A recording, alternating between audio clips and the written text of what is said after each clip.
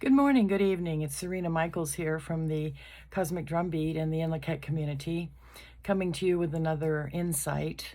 One of my little teachings about something that someone has asked me about in this case. Whenever I get asked a question, my first response is, "Oh my, how will I know the answer?" Because every question has so many layers, and every seeking, each one of us doing our own seeking, has so many layers. So I will only be giving this a very, what I would consider a very simple treatment, a very simple answer. And sometimes simple answers are good, but sometimes simple answers don't satisfy. So if you listen to this and you're not satisfied, seek a deeper answer. Very often the answer will be in your own heart, or the answer will come to you as you're meditating on it. Spirit will send you the answer.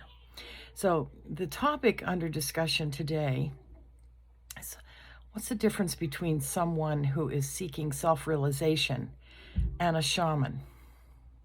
Someone who is seeking to become enlightened. What's the difference between someone like that? And there are many, many mystics all throughout history in every religion. The saints, the yogis, I don't even know all the names. Many, many, many types of wise people throughout the ages who have sought to understand the way of love, the way of reaching a higher plane of existence.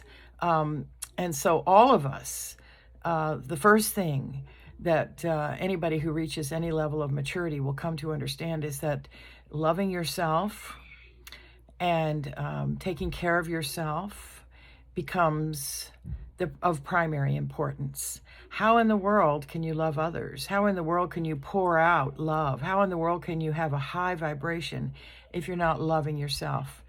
And so that would be the first thing that comes to me. Everyone is seeking self-realization in that way. We're seeking to know ourselves, to understand those around us as it applies to ourselves. In that sense, that's a very shamanic understanding as well, because in the shamanic world, we say everything is our teacher. So that would be everything. Your childhood, which may have been difficult or easy, a job, a relationship, pluralize those: jobs, relationships, suffering, happiness, everything. Everything is our teacher. And so as we come into a deeper understanding of ourselves and loving ourselves and forgiving ourselves, we become better able and better equipped to love others. Now, I think the whole idea of enlightenment, which is not very well understood by those of us here in the West, in terms of the Eastern philosophy and religious teaching of enlightenment, we don't know a whole lot, and so I can't really say much with any authority, but I know that there are levels and that you work up through the levels in different lifetimes. So I would just say that all we can be responsible for is this lifetime, to live a fully human life, teaching ourselves that we are beautiful, that we are loved, that we are worthy of love, and that others are the same. They are beautiful and worthy of love. And that just doesn't include human beings, but all of creation.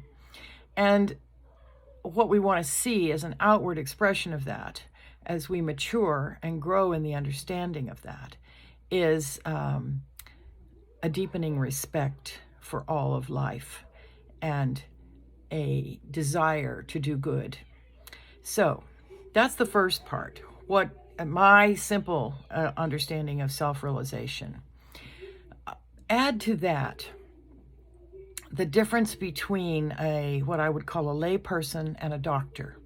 All right, so if you're a regular person in the world and you develop a mental dis-ease or a physical medical dis-ease, or if you're a farmer and you're having trouble with growing your crops, or if you are aware of ancestral or genetic programming that's coming down through your family and has come down through the generations, through you, and now to your children. It could be a medical problem.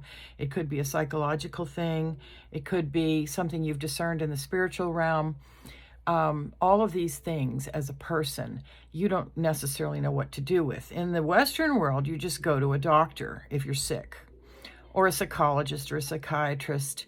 Nowadays, people are beginning to go to energy healers and shamans and Reiki practitioners and angelic communicators. And, there's alternatives that are rising up in this day, which is an exciting and wonderful thing.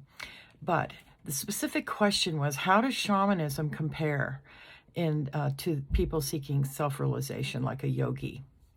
So I have to say that the shaman, the shamanic practitioner, is like a doctor or a psychologist. A person becomes aware of a need. They don't know quite how to handle the need. They would take it, in the old days in the village, they would take it to the wise woman or the medicine man, what we now call a shaman, which is, as I've said in other teaching, is just a Russian Siberian word from the Tungus peoples, meaning wise woman, wise man, medicine woman. So in the old days, the villagers would bring their issues to this person.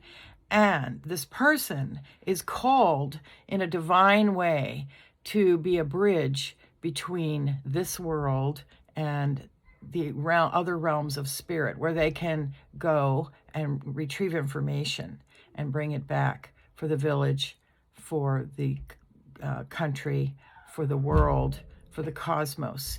Sometimes Mother Earth herself will call out to people that are called as shamans to perform ceremony for her. She's perfectly capable of regenerating herself, but sometimes she likes to include us and call us in to do ceremony for her. And that, for me, is the basic difference. It's not just self-realization you're seeking. It is visionary. It is methodical. It is divine in nature. And it is filled with love.